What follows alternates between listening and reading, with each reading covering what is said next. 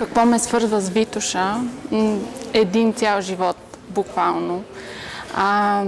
Като започнем от факта, че баба ми и дядо ми са се запознали на Витоша и ако не се бяха запознали там, мене нямаше да ме има.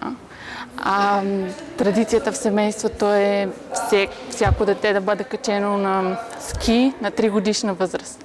Нямам период в живота си, в който да не съм свързана по някакъв начин с Витоша.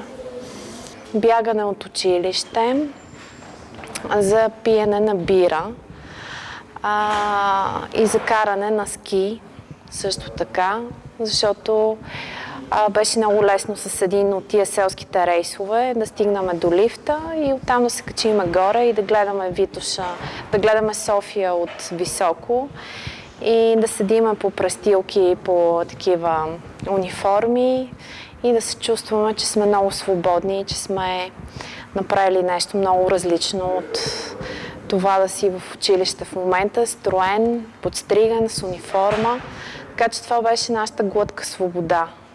За 20 минути, за 30 минути с автомобил, за под час с колело, с пеша, човек се качва на височина над 2000 метра и попада в един съвсем различен свят, който е различен от ежедневието на един голям град, който е София.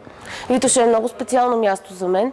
Не само за мен, а за цялото ми семейство, тъй като, доколкото зная от разкази на баба и дядо, по време на бомбардировките през 40-те години, те, двамата, заедно с моята леля и баща ми, са били приютени в хижа Фонфон и са имали възможност да по някакъв начин да изживеят част от тези смутни години в планината.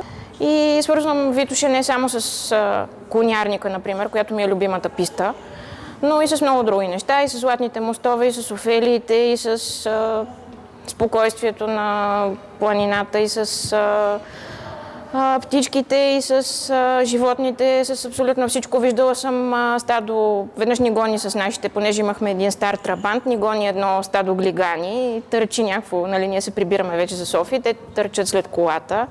Гонил ме Елен на язовир Студена, това е от другата страна на Витоша към Буснек. Витоша в бъдеще се представям, ако трябва да дам обоснована прогноза като юрист, плътно застроена от всички страни. Така вилните зони ще са качили още поне около 300 метра нагоре. Инфраструктурата също. Също така се представям, че извън резервати като Бистришко бранище и Торфено бранище ще бъде със значително по-засилена човешка намеса, но това ще се изразява в ново строителство, а съществуващите сгради и съоръжения там, които са не малко, значи там има десетки хижи и почивни домове и инфраструктурата от тях няма да се подобри ни най-малко. Той ще има отново счупени пътища, ще се стоят тези хижи доста зле, но ще има ново строителство. Аз първо съм скиорче от малък и си спомням как съм се радил в 6 часа сутринта на опашка за рейса. Та за мен е важно да работят ски съоръженията, тези, които ги има от години, просто да се възстановят така, че да са безопасни за хората. А и всеки, който кара там, знае, че условията за ски са ограничени, т.е. там няма ресурс да се строят много нови писти. Времето там е много бързо променено, така че много е важно да работят тези съоръжения за ски спорт, такива, каквито ги има, просто да са функциониращи. Тоест трябва да има различни начини всеки един гражданин да може да се възползва от планината. Разумно, естествено. Нямаме идея да го правиме на мол, да я правиме на мол, но да може, т.е. да има лифтове, да има автобуси, да има начини, по които всеки да може да се качи на Витоша. Планините в края на краищата са нещо, което трябва да е малко или повече диво, красиво и